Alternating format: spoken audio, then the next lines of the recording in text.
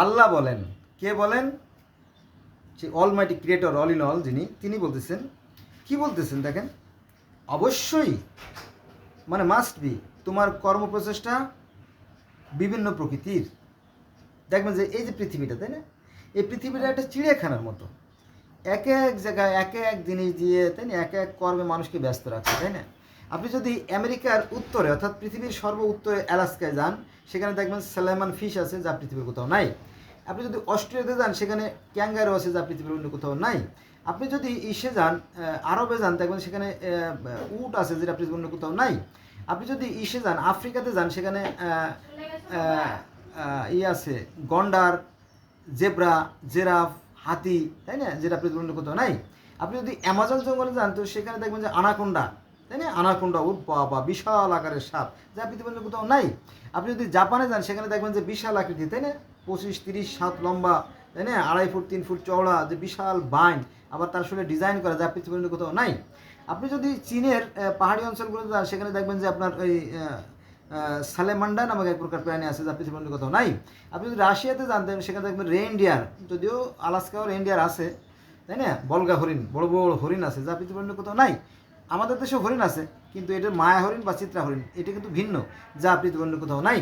আবার আমাদের ভারত, বাংলাদেশ, পাকিস্তান, আসাম, মায়ানমার এই সমস্ত অঞ্চলে যে আছে ইলিশ মাছ আছে যা পৃথিবীর অন্য কোথাও নাই। তো এইভাবে কি বলবো, অনেক রকমের বিচিত্র করে এই জগৎটা সৃষ্টি করছেন সৃষ্টিকর্তা। মনে হবে একটা চিড়িয়াখানার মতো, তাই না, অদ্ভুত। আপনি কখন কি ঘুরে দেখেছেন বা এই পৃথিবীকে জানার চেষ্টা করছেন? করেন নাই। অথচ কোরআনে বারবার বারবার বলা হয়েছে, ওরা কি পৃথিবী ভ্রমণ করে না? ওরা কি পৃথিবী ভ্রমণ করে না? ওরা কি দেখে না আমি এই সুন্দর পৃথিবী সৃষ্টি করছি মানুষের জন্য, কিন্তু যারা বাড়াবাড়ি করছে তাদেরকে আমি একেবারে মাটির তলে পুঁতে দিছি, ধ্বংস করে দিছি। অনেক সময় বজ্রপাতের মাধ্যমে, অনেক সময় আসমানি বালার মাধ্যমে, অগ্নুৎপাতের মাধ্যমে, তাই না, অনেক সময় পানিতে চুবিয়ে মেরে ফেলেছি, অনেক সময় আকাশ থেকে পাথর ছুঁড়ে মারছি, অনেক সময় কি প্লেগ রোগের মতো বিষাক্ত রোগ দিয়ে তাদেরকে ধ্বংস করে দিচ্ছি। কাদেরকে? যারা জালিম, যারা অত্যাচারী। এবং আমাদের আশেপাশে দেখবেন যে এই ঘটনা হয়তো প্রতিনিয়ত ঘটতেছে। এই যে সোহাগ, আজকে কয় তারিখ? আজকে হচ্ছে আপনার 15 তারিখ, 15/7/2025 সালে তো সোহাগের মেরে ফেললো, সোহাগের হত্যা করলো যারা 20 জন। মনে করছে আমাদের কত ক্ষমতা, তারপরে আমাদের দল, তাই না, বিএনপি এখন ক্ষমতায় যাচ্ছে যাচ্ছে ভাব। কিন্তু বাবা, এর তো নিজের কপালে নিজে লাথি মারলে বাবা গো, নিজের কপালে নিজে লাথি মেরেছো না? নিজের কপালে নিজে লাথি মেরেছ। এই সোহাগকে হত্যা করলে, তার বিপরীতে 5 জন অলরেডি ধরা পড়ে গেছে। এরপরে বাকি যে 15 জন আছে অর্থাৎ 20 জন সবাই ধরা পড়ে যাবে। এই ধরা তো পড়ে গেলেই সারা জীবন তোমরা পচে পচে মরবে, জেলখানে পচে পচে মরবে এক।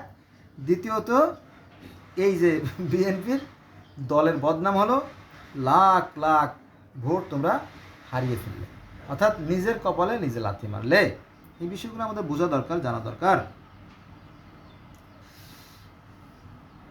আচ্ছা দেখেন আল্লাহ কি বলছে, কোরআনে কি বলছে। আল্লাহ কোরআনে বলছে, নিশ্চয়ই নিশ্চয়ই কষ্টের সাথেই আছে স্বস্তি, নিশ্চয়ই আছে কষ্টের সাথে স্বস্তি। এটা আছে আপনার অতএব যখন অবসর পাও পরিশ্রম করো, অবসর পাও তখনই পরিশ্রম করো। কিন্তু হুজুর পরিশ্রম করতে রাজি না। নামাজ পড়ানোর পরে 3 তলার ছাদে চলে যায়, 3 তলার ছাদে রুমে চলে যায়, যাওয়ার পরে পান একটা মুখে দিয়ে বালিশ নিয়ে আরামসে শুয়ে থাকে, ঠিক আছে। এটা আছে সূরা আলম নাশরাহ, সূরা আলম নাশরাহ আয়াত নম্বর 5, 6 এবং 7। কি আছে সেখানে? সেখানে বলা হয়েছে যে নিশ্চয়ই কষ্টের সাথে আছে স্বস্তি, নিশ্চয়ই আছে কষ্টের সাথে স্বস্তি। অতএব যখন অবসর পাও পরিশ্রম করো। কিন্তু আমরা পরিশ্রম করতে রাজি না, কারণ আলেমরা বলে যে মুসলমানরা নাকি বাদশার জাত, বাদশাহী জাত। চিন্তা করেন কত বড় ধোঁকাবাজি। এইভাবে চলছে আর কি, ধোঁকাবাজের পথে ধর্ম ব্যবসা। এটা কোরআনের কথা না। কোরআন বলতেছে যে অতএব যখন অবসর পাও পরিশ্রম করো, সূরা আলম রাশটা আয়াত নম্বর 7। ক্লিয়ার? কিন্তু আমরা পরিশ্রম করতে রাজি না, ফলে আমরা আস্তে আস্তে আস্তে আস্তে কি ধ্বংসের অতল তলে তলিয়ে যাচ্ছি। এজন্য দায়ী থাকবে আমাদের আলেম সমাজ। ধর্মটা এখন ধোঁকাবাজিমূলক ব্যবসায় পরিণত হয়ে গেছে। হ্যাঁ, আমি একটু কথা বলি, সেটা হচ্ছে যে এই যে কোরআন, এই কোরআন মূলত ইসলামী রাষ্ট্রের সংবিধান, কিন্তু এই ইসলামী রাষ্ট্রের সংবিধান কি আমাদের দেশে আছে? নাই তো। 1971 সাল থেকে শুরু করে আজ পর্যন্ত, আজ 25 সাল পর্যন্ত শুনছেন যে ধর্ষণের দায়ে এই যে 2-4 জন বা 10-20-50 জন মাকে হত্যা করা হয়েছে পাথর মেরে, হয়নি। তার মানে কি এই মুখে মুখে আমরা ধর্ম পালন করি যদি জান্নাতটা পেয়ে যাই, কিন্তু বাস্তবে আমরা কোনো আইন প্রয়োগ করি না, আসলে আমরা কোরআনকে অনুসরণ করি না, ফলে আমাদের পরিণতি হয় ভয়ঙ্কর থেকে ভয়ঙ্কর।